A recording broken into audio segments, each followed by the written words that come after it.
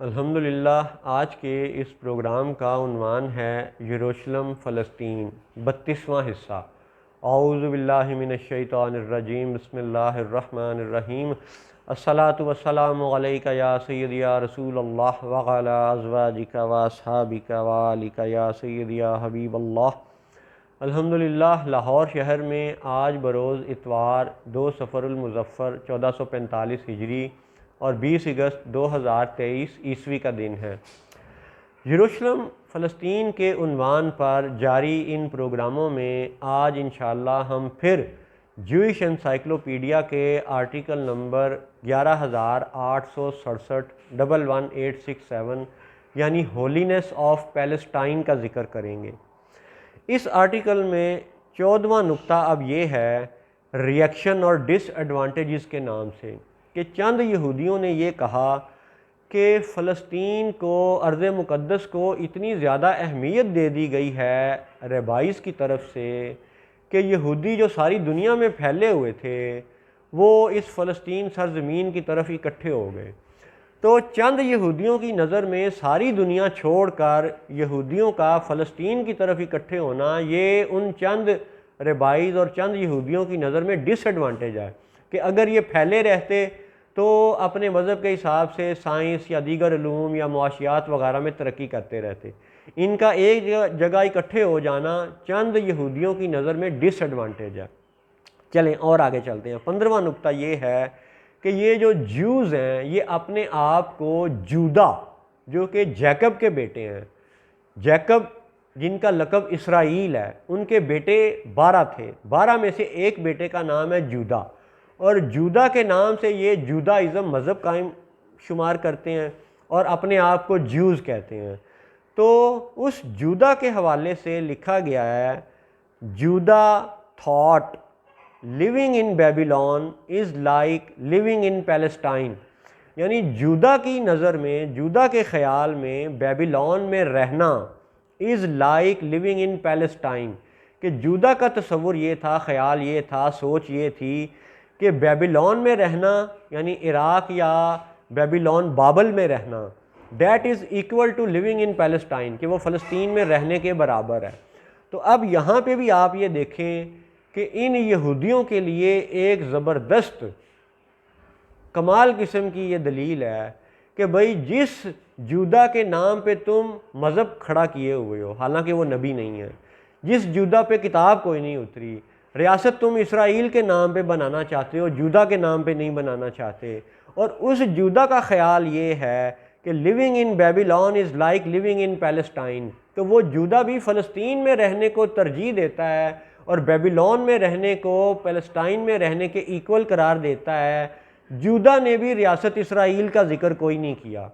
اور آگے آ جائیں، 16واں نقطہ یہ لکھا ہوا ہے اس میں کہ آج جو زائونزم کی جدید شکل ہے، آج سمجھ لیں 20ویں صدی میں، 21ویں صدی میں، یہ جو صہیونی، یہ اپنے آپ کو زائونسٹ یا ایلومیناتی، روشن خیال، علم والے، ٹھیک ہے، وہ زائونزم کے متعلق جوئش انسائکلوپیڈیا میں یہ لکھا ہوا ہے زائونزم is a modern development of the ancient regard for Palestine۔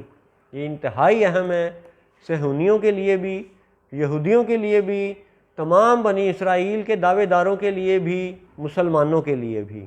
پھر یہ جملہ سنیں، Zionism is a modern development of the ancient regard for Palestine، کہ فلسطین کا وہ جو پرانا تقدس تھا، عزت و احترام کا معاملہ تھا، اسی کی مزید ترقی یافتہ شکل کہلاتی ہے زائونزم۔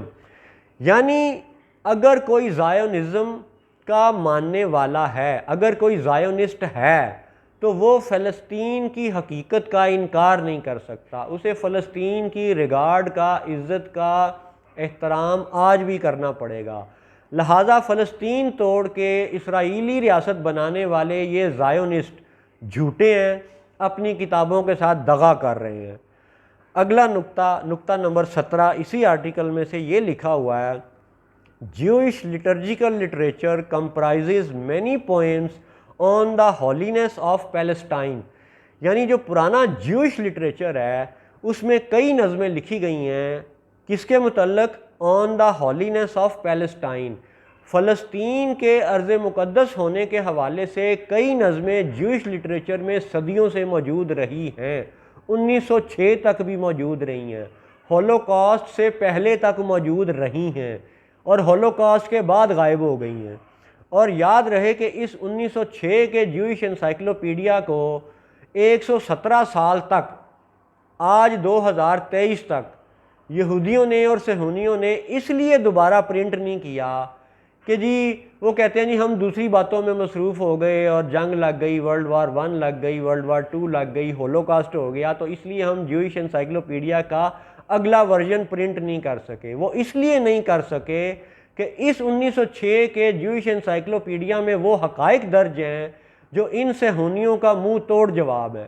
یہودیوں کی طرف سے یہودیوں کو جھوٹا قرار دیا گیا ہے، اور یہ حقیر صرف چند نکات آپ کے سامنے پڑھنے کی ہمت کر رہا ہے بس۔ اللہ تعالیٰ اپنی پناہ میں رکھے۔ اور اسی آرٹیکل میں مزید لکھا گیا ہے نظموں کے حوالے سے، a collection of Palestinian national songs, فلسطینی قومی ترانے، فلسطینی ملی نغمے، قومی گیت، کس کے نام پہ؟ فلسطین کے نام پہ۔ اینشینٹ اینڈ ماڈرن، پرانے اور نئے، انڈر دا ٹائٹل، کس عنوان سے لکھے گئے تھے؟ کینور زیون، اس عنوان سے نظمیں اور ملی گیت، یہ قومی نغمے، قومی ترانے لکھے گئے تھے۔ اور کہاں چھپے تھے؟ واز پبلشڈ ان وارسا ان 1900، 1900، پورا 1900 جو سال تھا، پولینڈ کا شہر وارسا، یورپ میں موجود وارسا، وہاں پہ کتاب چھپی، اور اس میں جو نظمیں اور نغمے لکھے ہوئے تھے وہ کس کے نام پہ تھے؟ Collection of Palestinian songs. یہاں بھی فلسطین کا ذکر ہے، اسرائیل کا ذکر نہیں ہے۔ السلام علیکم ورحمۃ اللہ وبرکاتہ۔